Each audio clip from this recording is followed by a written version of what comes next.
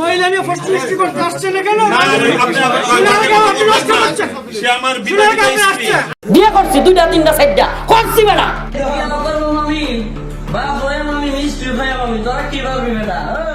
এদেশ আলেম ওলামাদের দেশ। বাংলাদেশে আলেম ওলামাদের ভালো কাজ যেমন আলোচনার জন্ম দেয়, তেমনি তাদের খারাপ কাজ ও বিতর্কিত কাজও দেশব্যাপী আলোড়ন সৃষ্টি করে।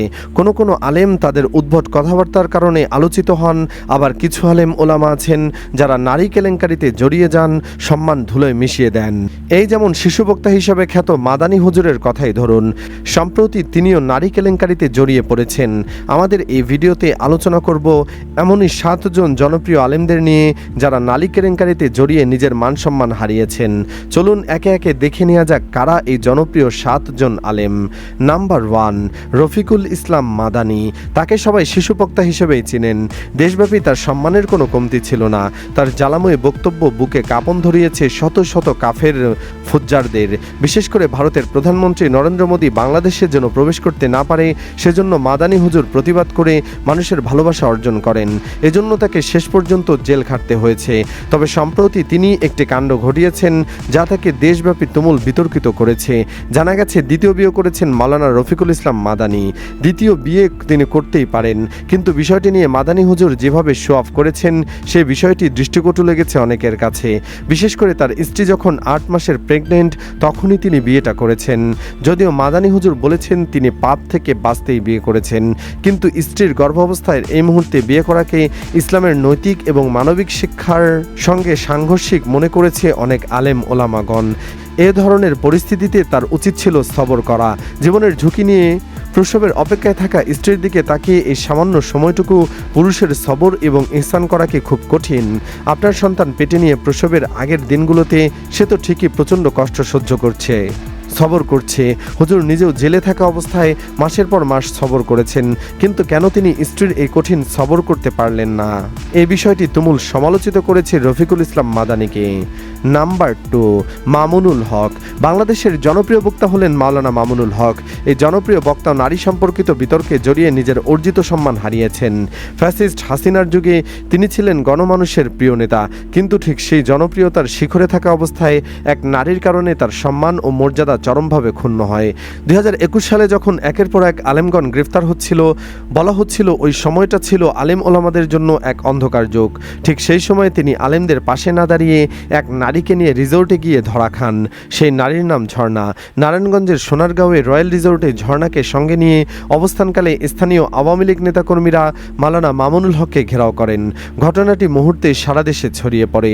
পরবর্তীতে হেফাজতে ইসলামের নেতাকর্মী ও সমর্থকরা তাকে উদ্ধার করে নিয়ে যান, কিন্তু এর পরের অধ্যায়টি ছিল আরও নাটকীয়।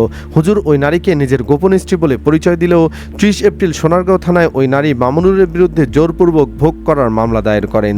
এরপরে প্রশ্ন ওঠে, যদি তিনি সত্যি স্ত্রী হন তবে কেন মামলা করলেন? কেন মামুনুল হকের পরিবার এই বিয়ের বিষয়ে কিছুই জানে না? এসব প্রশ্নে দেশজুড়ে শুরু হয় তীব্র সমালোচনা এবং বিতর্ক। তার দীর্ঘদিনের অর্জিত সম্মান প্রায় ধুলোয় মিশে যায়। সম্প্রতি প্রথম আলোয় এক সাক্ষাৎকারে মামুনুল হক জানান, ঝর্ণা এখনও তার সঙ্গে আছেন। তিনি সোনারগাঁওয়ের এই ঘটনাকে জীবনের এক অত্যন্ত দুঃখজনক অভিজ্ঞতা বলে উল্লেখ করেন এবং বলেন, এটি এমন একটি ঘটনা যা আমি কখনো কল্পনাও করিনি।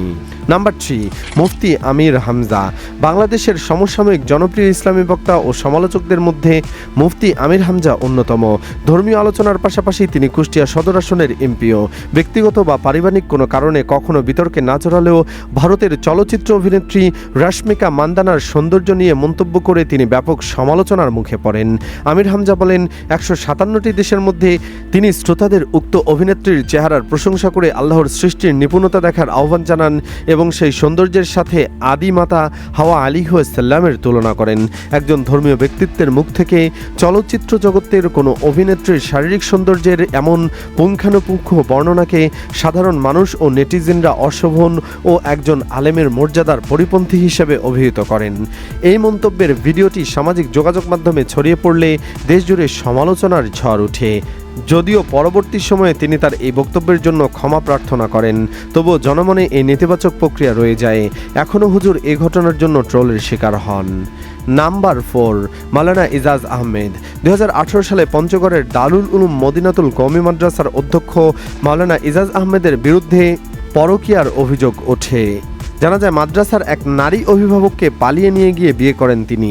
মাওলানা ইজাজ আহমদ তার প্রথম স্ত্রীকেও একইভাবে পালিয়ে নিয়ে বিয়ে করেছিলেন বলে অভিযোগ আছে। এ ঘটনায় ওই মাদ্রাসার শিক্ষক ও অভিভাবকদের মধ্যে তখন ক্ষোভের সৃষ্টি হয়।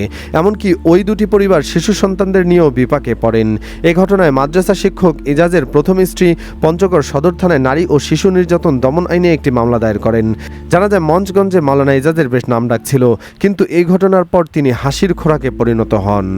নাম্বার 5, আবু তহা। বাংলাদেশের বর্তমান সময়ের অন্যতম আলোচিত ব্যক্তি এবং বক্তা আবু তহা মোহাম্মদ আদনানও নারী কেলেঙ্কারিতে জড়িয়ে পড়েন। এই কেলেঙ্কারির সূত্রপাত হয় তার স্ত্রী সাবিকুন নাহারের ফেসবুক প্রোফাইল থেকে দেওয়া একটি চাঞ্চল্যকর পোস্টের মাধ্যমে, যেখানে তিনি আদনানের বিরুদ্ধে বেশ কিছু গুরুতর অভিযোগ উত্থাপন করেন। ওই পোস্টে তিনি দাবি করেন যে ছাত্রজীবনে জনৈক এয়ার হোস্টেজের সঙ্গে আদনানের প্রেমের সম্পর্ক ছিল এবং জনপ্রিয়তা পাওয়ার পরে সেই নারীর সঙ্গে পুনরায় যোগাযোগ ও সখ্যতা গড়ে ওঠে। সাবিকুন নাহার অভিযোগ করেন যে তহা তার সামনেই ফোনে ওই নারীর সাথে আলাপচারিতায় লিপ্ত হতেন এবং নানাভাবে তাকে ব্যক্তিগত সুবিধা প্রদান করতেন। এছাড়া একাধিক নারী শিক্ষার্থীর সঙ্গেও তার ব্যক্তিগত সম্পর্কের ইঙ্গিত দেওয়া হয় সেই পোস্টে, যা নিয়ে সাধারণ মানুষ ও অনুসারীদের মধ্যে চরম মিশ্র প্রতিক্রিয়ার সৃষ্টি হয়।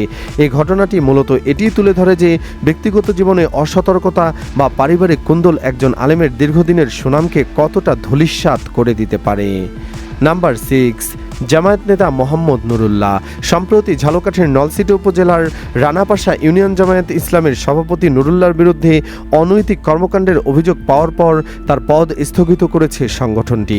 জানা যায় তার বিরুদ্ধে নারী কেলেঙ্কারি ও ভুয়া পরিচয় ব্যবহার সহ অন্যান্য অভিযোগ ওঠে। দলের শৃঙ্খলা বিরোধী কর্মকাণ্ড প্রমাণিত হওয়ায় জামায়াত তার বিরুদ্ধে সাংগঠনিক ব্যবস্থা গ্রহণ করেছে। নুরুল্লাহ উপজেলার তেঁতুলবাড়িয়া গ্রামের মাওলানা আমজাদ হোসেনের ছেলে। তিনি ঝালকাঠি সদর উপজেলার কৃষ্ণ কাঠি এলাকার একটি স্বতন্ত্র ইবতেদায়ী মাদ্রাসার শিক্ষক। স্থানীয়রা জানান, কয়েক মাস আগে এক অচেনা নারীর সঙ্গে আপত্তিকর ভিডিও কলের একটি ক্লিপ সামাজিক মাধ্যমে ছড়িয়ে পড়ে। নাম্বার 7, ভণ্ড তাহিরি হুজুর। বাংলাদেশের অন্যতম আলোচিত ও বিতর্কিত ভণ্ড বক্তা মুফতি গিয়াসউদ্দিন আত তাহিরি মূলত দাওয়াতি ইসলামী বাংলাদেশ সংগঠনের প্রতিষ্ঠাতা।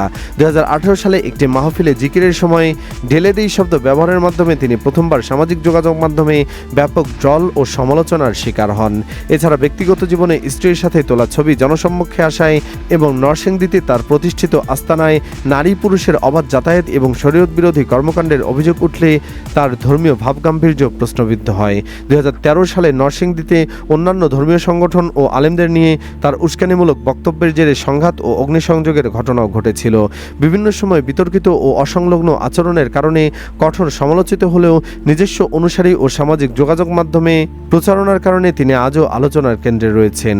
সুপ্রিয় দর্শক, ভিডিওটি শেষ করব রফিকুল ইসলাম মাদানী সম্পর্কে একটি প্রশ্ন করে। স্ত্রীর গর্ভাবস্থায় বিবাহ করাকে আপনি সমর্থন করছেন কিনা কমেন্ট বক্সে জানিয়ে দিন আপনার মতামত। ভিডিওটি ভালো লাগলে লাইক দিন ও শেয়ার করুন। ধন্যবাদ।